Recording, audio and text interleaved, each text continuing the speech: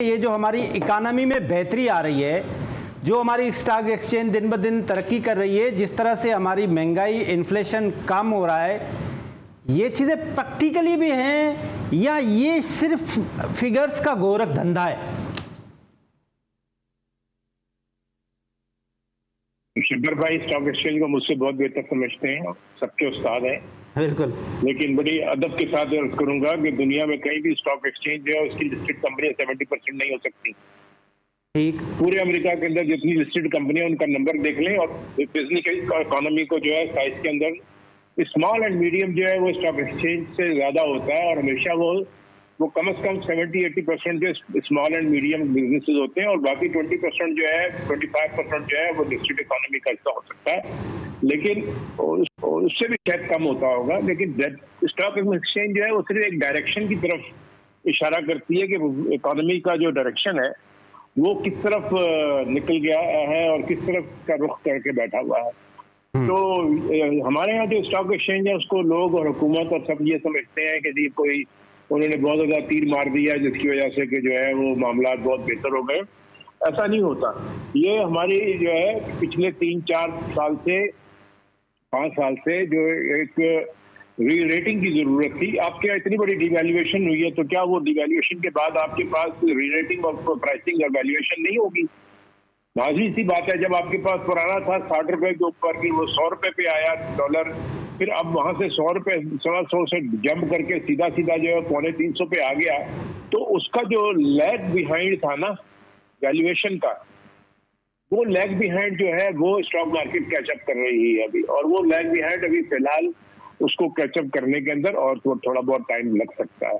अगर आप उस वक्त की वैल्यूएशन के ऊपर जाते हैं और कहते हैं जी उस वक्त 100 बिलियन थी और अब जो है वो 38 बिलियन 40 बिलियन है, तो वो यानी डॉलरों में, तो उसका मकसद ये नहीं है कि भाई वो आपकी जो है मार्केट के अंदर जो डिवैल्यूएशन है उसका अगर आप इम्पैक्ट डालें उसकी वजह से वो 40 बिलियन हुआ है। रियल पाक रुपी वैल्यू जो है वो तो वहीं की वहीं खड़ी हुई है अभी। लेकिन ये जरूर है कि पाकिस्तान में जो एक्चुअल जो आपका डिविडेंड इनकम है वो रीजन के अंदर जो दूसरे तमाम मुल्कों में कैश डिविडेंड पे आउट है वो पाकिस्तान में हिस्टोरिकली हमेशा ज्यादा होता है और इस वक्त तकरीबन 9% के करीब कैश डिविडेंड का पे आउट है, जिसकी वजह से भी फॉरेन इन्वेस्टर का एक इंटरेस्ट आ गया है। पाकिस्तान ने अभी तक जो है वो करीबन कोई इस साल 62% का डॉलर टर्म में जो है रिटर्न रिकॉर्ड किया है डॉलर टर्म में। उसकी बड़ी वजह यह है कि आपके पास जो रुपया है वो जब से आपकी डिवैल्यूएशन हुई है उसके बाद से ये मुस्तकबिलन मोर और लेस 275 और 280 के दरमियान खड़ा हुआ है। तो इन्वेस्टर को एक शॉर्ट टर्म की बेसिस के ऊपर जो है उससे एक बेनिफिट नजर आ रहा है, लेकिन ये इस बिजनेस के अंदर हमेशा ये समझने की जरूरत है कि जो इन्वेस्टर इन्वेस्ट करने आता है वो रिस्क भी लेता है कि जी कल को डिवैल्यूएशन हुई तो मैं क्या करूंगा। तो लेकिन इफेक्टिव जो रिटर्न है इन्वेस्टर को, अगर वो डॉलर टर्म के अंदर आप पाकिस्तान में इन्वेस्टमेंट को देखें तो वो दुनिया की इन्वेस्टमेंट के हिसाब से ही मोर और लेस 2%, 3%, 4% जो कि आपका रिस्क प्रीमियम है उससे ज्यादा नहीं है।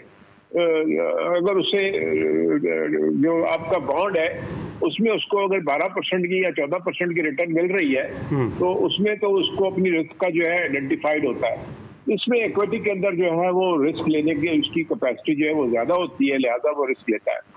तो लेकिन डायरेक्शनली इकोनॉमी जो है वो इस वक्त जिस तरह से कि आपके पास इंटरेस्ट रेट्स कम हो रहे हैं और आपके पास जो है वो कम से कम रियल आपकी जो इन्फ्लेशन है वो 9-9.5% पे वो भी आ गई है। वैसे गवर्नमेंट तो 4.7 का गुमान करती है, लेकिन जो रियल इन्फ्लेशन है वो 9% के करीब है। राइट। और इसी तरह से जो आपके पास इधर इंडिकेशंस है, यानी OICC वालों ने जो है अभी एक सर्वे जारी किया है जिसमें वो कंज्यूमर इंडेक्स है उनकी प्रॉफिटेबिलिटी के पॉइंट ऑफ व्यू से जो है उन्होंने कुछ इशारे बेहतर कर दिए हैं।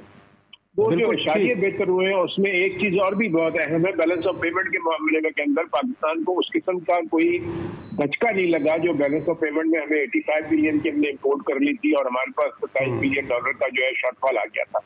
इस वक्त हमारी पिछले 7-8 महीने से जो है डायरेक्शनली ये है कि हम इस पिछले 4-5 महीने में तो हम बिल्कुल ही यानी बैलेंस ऑफ पेमेंट में पॉजिटिव है।